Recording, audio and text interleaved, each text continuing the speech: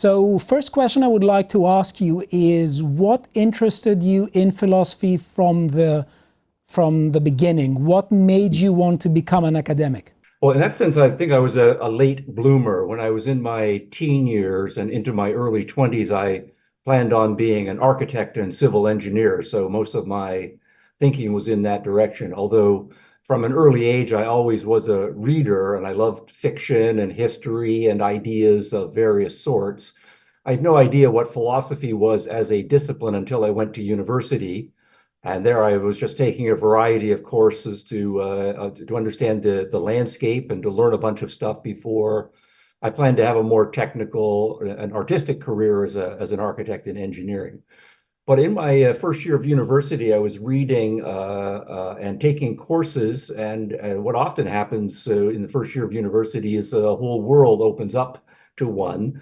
And that was the year that philosophy as a discipline came together in my mind. I understood what it was, and I was fascinated, and I ended up taking a large number of courses in philosophy, but still planning to go to engineering and architecture. So it wasn't until I was 23 or 24, and I'd run out of money after graduated, so I was working in construction, that I was continuing to take, math and science courses to prepare for engineering. But at the same time, I was also still doing a lot of reading in philosophy. So I went back and forth for a while about where I wanted to do. And then at this point, I was in Canada, but I made a decision, I really like philosophy. So I applied to a bunch of graduate schools in the United States, ended up coming to the States to get my PhD degree. And I was serious about it, but at the same point, I was always thinking, well, if it doesn't work out, because getting a job as a philosophy professor and getting through the academic world, even then, was quite challenging. My fallback was to go back to architecture and engineering, but thing worked out, and I've been very happy spending my time doing philosophy for some decades now.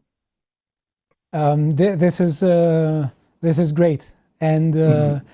I think that it's a very interesting way of going into philosophy, because Mhm. you sort of come from a STEM background, a very engineering background, and you sort of fell in love with a philosophical discipline, it seems. Yes, that's right. In So part, it was, let me just add one more thing. It was the STEM, but the architecture side, I don't want to underplay that, because the aesthetic and the design elements. I think one of the things was appealing is that with the STEM knowledge and the aesthetic element that comes from architecture, you are creating the world that you would like to be a part of. So there is also a big value component that integrates. exactly. So I want to ask you about academia right now, because Mm, it seems to me that right now academia in the West isn't particularly healthy. And mm. there are several facets of the culture war that stem from academia. Now, would you say that this is an accurate assessment? And if so, how did we get here? Yes. I would say yes, overall, yes, that is an accurate assessment. We are going through one of the great soul-searching times for higher academics, and the liberal education project on which most modern universities have been based for more than a century now has been severely tested for the last generation or two by strongly illiberal philosophies of education. And much of that then has spilled out to outside of the academic world, so which is why everyone is aware of what's going on there. So I say overall, though, I do want to say that we have to very quickly start breaking universities down, because universities are big institutions with multiple aspects. So if you talk about the humanities areas, that's where I think most of the sickness is, and I'm using that concept of sickness. We can unpack that. In the social sciences, things are also severely tested, and there are serious problems there, but also some signs of health. As we get into the natural sciences, things are much healthier. The professional schools, medicine, business, and education I think we have to break those down and talk about them separately. So the universities need to be broken down into their constituent elements. That's just to speak of the academic side. Another big part of the discussion has to be about what's going on in the administration, what's going on in HR departments, what's happening in fundraising departments, what's happening among deans and presidents and other administrators as well. And there, I think it is again a mixed case, but the dynamic is slightly different as well. So we can plunge in wherever you like. Okay, so I would like to ask you about the intellectual as well as the administrative aspects Yes. of the sickness, as you call it. Professor Hicks, what do you think are the current intellectual dimensions of the current state of academia in the West? Mhm. Well, I'm a philosopher by training, and I do think that this is fundamentally a philosophical debate.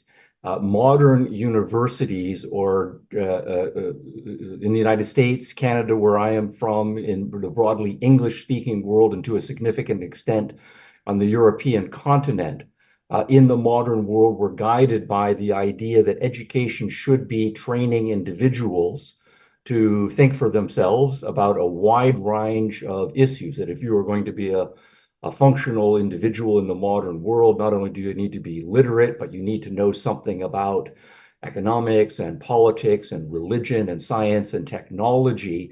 And so one should have this broad-based education. At the same time, one should not simply be someone who is parroting what one's teachers or professors are saying, that you need to be an active participant in the democratic process, to be a Republican citizen, to be able to make your own way economically in the world, to work out your own philosophy and or religion of life, to understand technological systems and scientific systems and so on.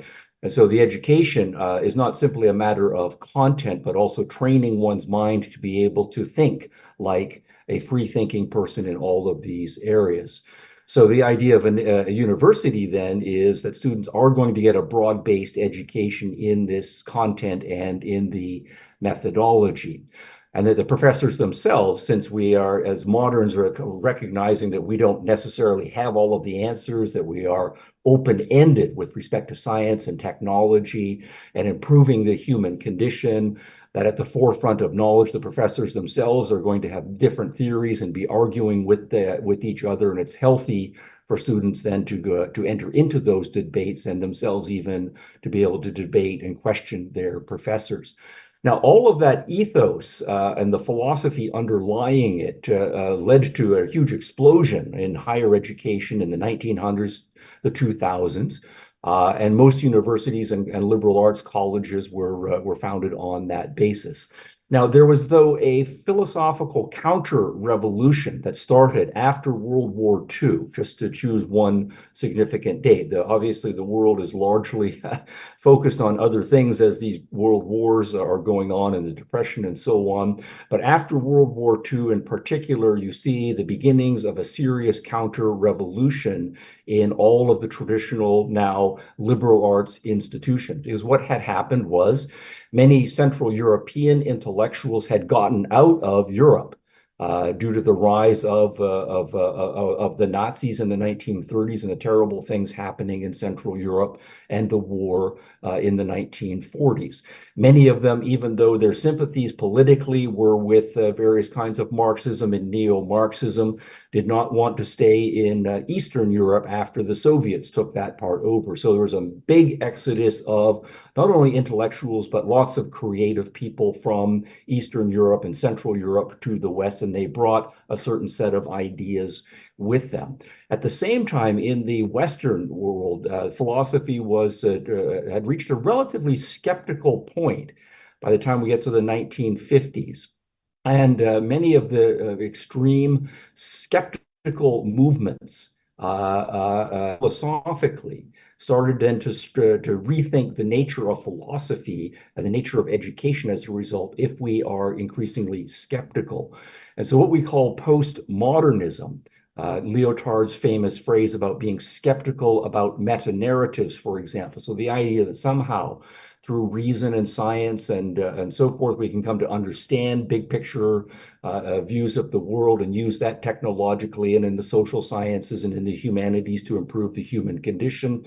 Was a profoundly skeptical time. And so what we find is what we call postmodernism, a skepticism about the Enlightenment as a whole, and everything downstream from that comes to be prominent. And the names that are most associated with this, deservedly so, are thinkers like Michel Foucault, Jacques Derrida, and others. In the 1960s, they rise relatively quickly to the top of their professure. They become extraordinarily influential, not only in philosophy, but in the humanities more broadly and in several of the social sciences. They succeed in capturing some departments, in graduating a large number of people who become professionals in law, in business, in the arts and other cultural spheres, until by the time we get to the 1990s, it's quite clear that the traditional liberal arts idea of the university and education is under attack, that it has a formidable challenger.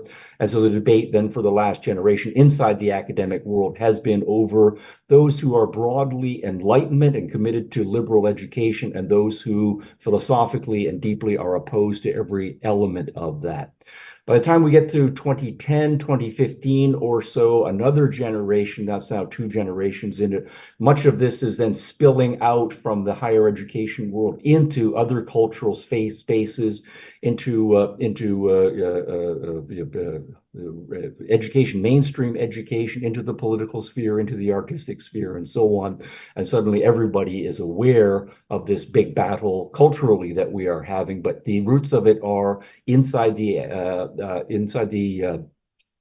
academic world, and particularly by philosophers. Just add a point here that Foucault and Derrida and Lyotard and Richard Rorty, the American postmodernists, all of them are PhDs in philosophy, and they are mounting fundamentally philosophical attacks on the Enlightenment and downstream of it, liberal education. So that's where I think we are in a nutshell. So let me summarize, and tell me if you think that I summarize correctly what I take to be your point. Liberal education was the dominant model, and the dominant model suggested that education should be about teaching students how to think and how to have a well-rounded education rather than just being very specialized and losing the big picture, and also being citizens. Yes. And we have lost this due to several reasons, because we have come to a position where students are being told what to think. Most professors, particularly those who are propagating these ideas, are posing as supreme moral authorities that cannot be challenged, without challenging them being a sort of hate speech. And we are led into this idea of illiberal and counter-enlightenment education. Is that roughly correct? That's roughly correct. I would just to back off a little bit from that, we have lost this. I'd say right now inside the academic world, the debate is engaged and it is quite vigorous. There's a significant number of people inside the academic world who are still Enlightenment thinkers, broadly speaking. I think this is why those of us who follow the public intellectual realm, we all know the name Steven Pinker, we all know the name Jonathan Haidt, we all know the name Jordan Peterson, and all of them are representative of different parts of the political spectrum, but nonetheless, they are committed to Enlightenment values and liberal education. So inside the academic world, with those three individuals especially assuming a kind of leadership role, we are fighting, we don't want to say quite tooth and nail, although in some cases it comes close to that, to figure out what we want universities to be now. So the battle is not lost, but it is engaged, and in some cases it is vicious. And some subsections of the university, some departments, some programs have been, in fact, lost. To watch the full video, please become a premium member at lotuseaters.com.